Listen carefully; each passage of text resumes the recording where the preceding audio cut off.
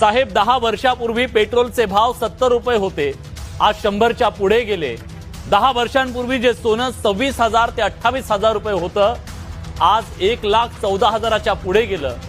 तुम्ही कुठलीही वस्तू घ्या, तिच्या किमतीत 30% जास्त वाढ गेल्या 10 वर्षात झाली।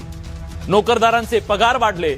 आमदारांचा पगार 10 वर्षांपूर्वी 50,000 ते 80,000 रुपये प्रति महिना होता, तो आता 1 लाख ते 3 लाखापर्यंत पोहोचला।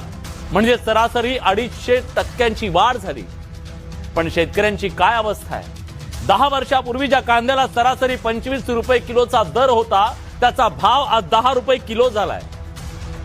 जे सोयाबीन 10 वर्षांपूर्वी 4,000 ते 4,500 रुपये क्विंटल होतं, त्याचे भाव आजही तेच आहेत। साहेब, ही परिस्थिती फक्त शेतकऱ्यांच्याच बाबतीत का?